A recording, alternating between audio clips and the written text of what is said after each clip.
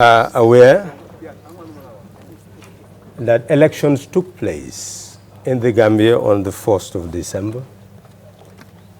And on the 2nd of December, the results were declared. And President-elect Barrow was declared the winner of the elections. The IEC, under Section 43 of the Constitution, has the mandate to announce the results of elections. Under Section 63 of the Constitution, the person declared elected should take oath and assume office on the day of expiration of the term of the incumbent. This is the reading of the coalition.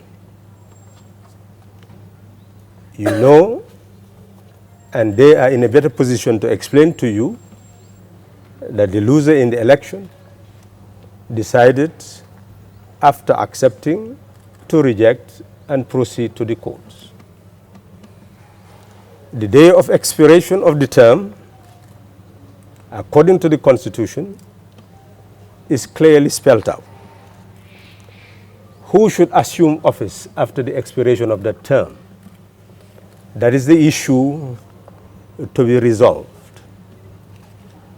And we have ECOWAS coming to mediate. They are in the process. It is not conclusive. We believe that their effort will continue since they have been able to meet both sides. We anticipate, as we have always said, that as Gambians, our destiny is in our own hands. No president could claim to be credible who will rule a country of dead bodies and destroyed properties.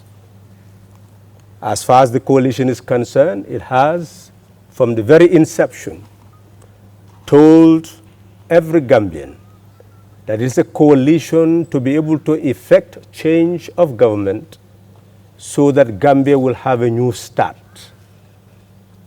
We have an independent candidate elected as president so that no party will take ownership of power, no ethno-linguistic group will take ownership of power, no religion, but the sovereign Gambian people will begin to know that they have the authority to change their manner of government, authority to check, scrutinize, and restrain any government in power, and the capacity to move that government when they so desire. So in that sense then, we are still in the process of negotiation as we move towards the 19th, and I would stop here for any question that you may have. Yeah, Mr. Sallah. Yes. Yes. Excuse me, how far is the negotiation as of now? Yes, that's what I've just announced, that ECOWAS is still in the process. They have met both sides. They have listed, because negotiation is looking at the divergent positions, and you try to narrow it down.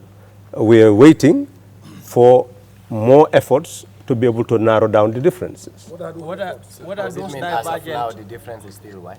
Well, what I think all of you had known, we don't have to ask ECOWAS what those differences are. We, the Gambian people, we know what the differences are. So what we are telling you is their effort to be able to narrow down those differences. And we are also struggling to see where the Gambians themselves will also try to narrow down those differences. Mr. Sallah, you talked about divergence of... How does the new induction filed before the Supreme Court affect the inauguration, sir? Well, as you've said, something is filed. When something is filed and nothing is conclusive, there's no restraint to the inauguration. That's what it means. Injunction is to give an order.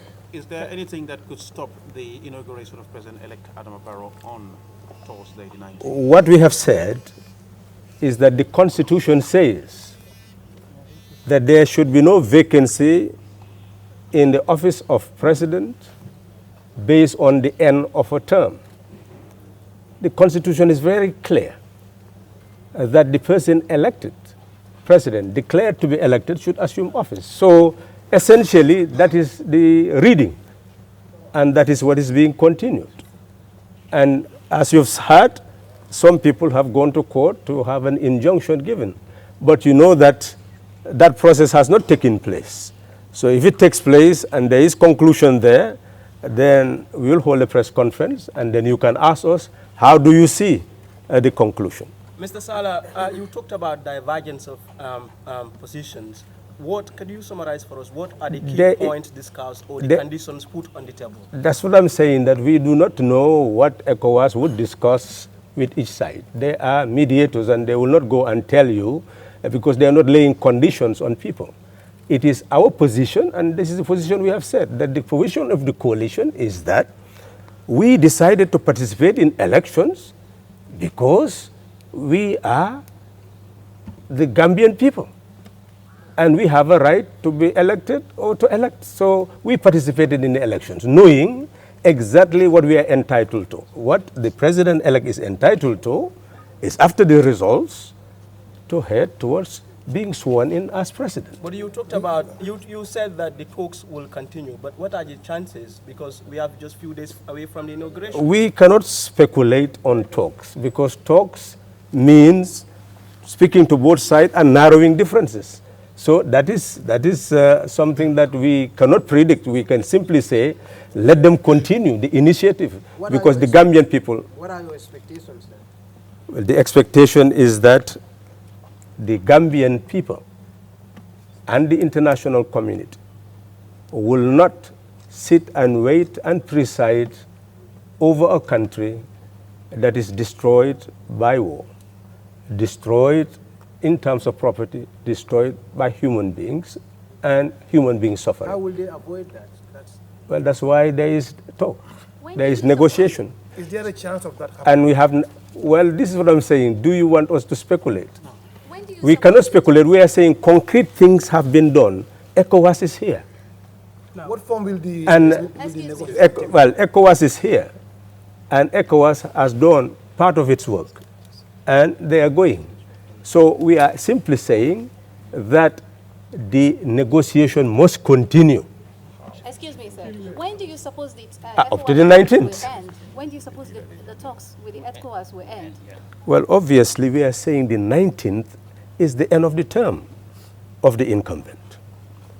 So talks if continue till 19th? Well, to the 19th, obviously. What form will it take? In essence, what you are saying today's talk is not enough to solve the crisis. Well, that's precisely what I have said, that the crisis has not been solved by today's talks. We are aware that contacts have been made between the coalition and the outgoing president through his mediator general. Could you share with us? Well, we are simply saying that the mediator general is not mediator in its proper context. It's not mediating impartially between people. You know that when the outgoing president congratulated the incoming president and accepted the results, there was opening of communication, and there was liaison on both sides to facilitate a smooth transfer of power. But when he declared that he rejected the results, of course, the communication was cut. And therefore, there was gap. And the liaison is simply out to restore that communication link.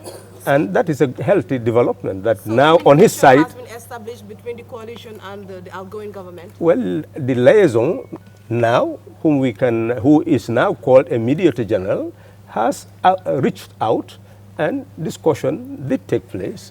The discussion is restricted to presenting the view of the other side and taking the view of the coalition. So these are the things that you will look at, and hopefully all sides will be sincere enough to look at the situation and come to an agreement on something that will serve the national interest. If the crisis remains unsolved, will it stop the inauguration of the... Well, I don't know why you keep on saying if the crisis is remain unstopped. What we are saying is that you've heard that somebody has gone to court.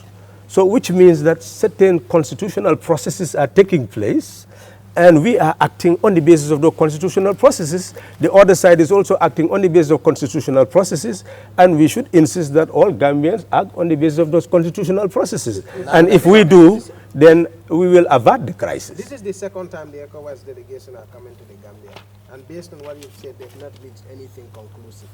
How do you hope that they're going to reach something conclusive within the five days remaining? Well, I believe you've seen the process, the annulling of elections, and eventually the reneging from that position to say, well, we must go to the courts. You've seen that.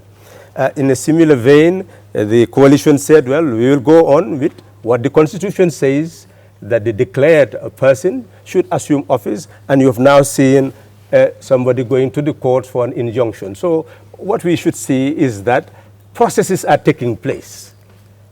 And that's what a country should always do, to understand your right and pursue it. And through that, we will see what the ultimate consequences will be. But we will say that the coalition will never be found wanting in preserving the integrity of the Gambian people, the integrity of the elections, the sovereignty of the people, and to preserve the lives and property of the Gambian people.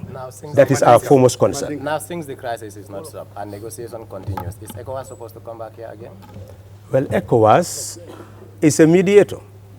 So they will continue to do whatever they believe is necessary to be able to address this crisis. Sir, Olaf. Mr. Sallah, Mr. Sallah. Last question. Mr. Sallah,